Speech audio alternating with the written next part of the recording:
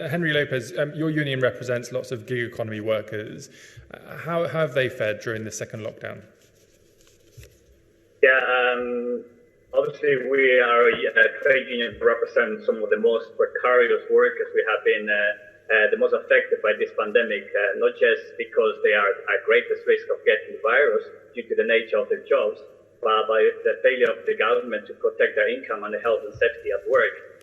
With some of the low-paid cleaners, for instance, couriers, private health drivers, foster carers, not being able to get sick pay and not given the health and safety protections that they need in order to carry out their jobs. We have had many devastating consequences, like, for instance, cleaners not being put choosing and picking who they put on furlough. Workers decided to rather to work sick because they cannot afford to get £95 a week. In some cases, they're not even getting any money because they cannot get into the system, to the allowance. And we have couriers who also have not been able to do their job properly because they don't have proper health and safety protections. And in some cases, companies been telling them that they have to get their own protections. And in cases where they have bought these protections, they have not been reimbursed this money. And in terms of foster carers, for instance, been told that they have to meet other families from the child birth and without any protection, basically. And we have had couriers who are being terminated with basically days in advance, and which has created a massive impact for them. And that means that in some cases where they have to recourse to government help, this has also not been helpful in terms of the protection, the income protection that they should be getting.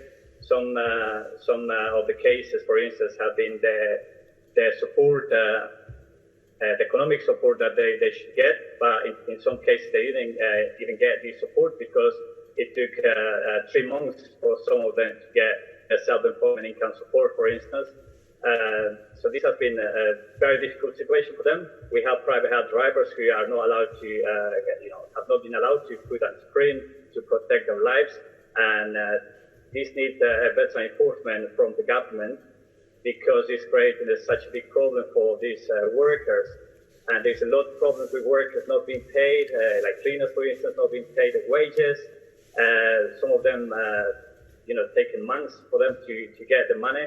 And we as a union have been working really hard in order to support all these workers, not just campaigning, but also putting pressure on employers. Employers shouldn't be forced to pay workers' wages, or shouldn't be forced to put people on furlough when there is the furlough available. But this is something that has been happening through this pandemic. And now that we're going into the second lockdown, the situation obviously has exacerbated because companies are refusing to put people on furlough. Companies are continuing to dismiss workers, making them redundant. In some cases, when they don't even have to do so. And this is a real problem for all of these workers who, apart from being already in a difficult situation because they're low paid, they're unprotected by the government, they have to go through this. And also, obviously, recently we challenged the government on health and safety protections. Sorry, Henry, to cut in.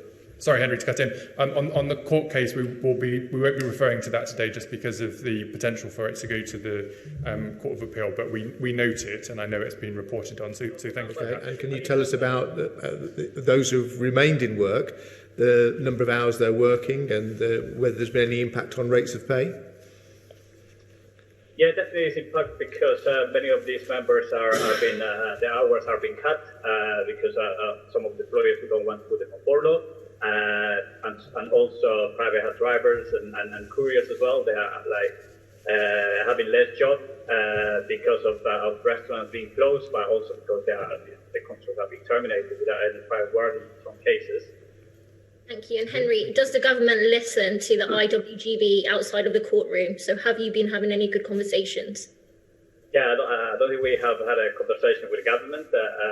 For us, we have to fight on ourselves. And in regards to increasing our membership, yes, we have increased. Our membership has increased a lot, and that's due because of the lack of enforcement and lack of protection from the government towards these workers who have basically been abandoned, and they have had no choice but to organize themselves in order to get themselves, be put on furlough, get protection at work in terms of health and safety, and in terms of having a voice, a collective voice, in order to improve their conditions. Because unfortunately, we have even had to challenge the government in courts in order to extend protection for the workers that were not giving protection, where everybody should be giving those protections, especially in this time of the pandemic. It's shameful, really, that these workers have to go to that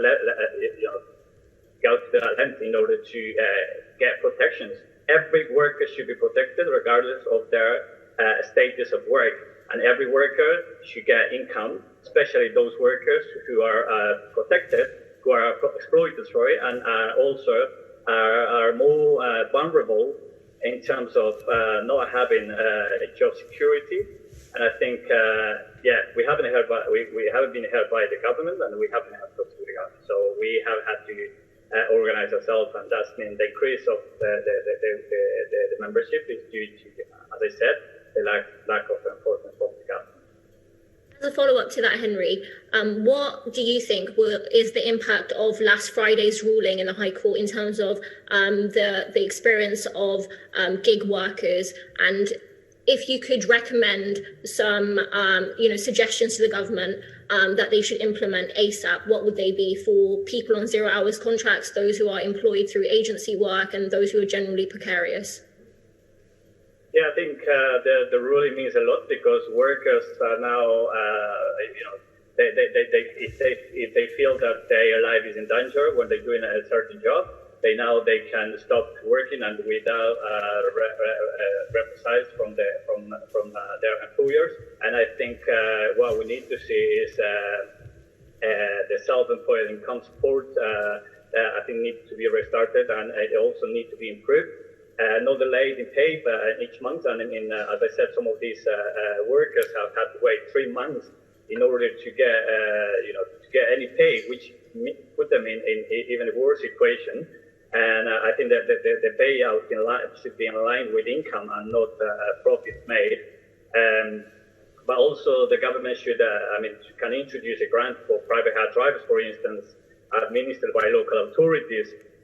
We have driving license information, but also I think it's important that there should be any consistent government decision in terms of what is best for these workers in terms of health and safety.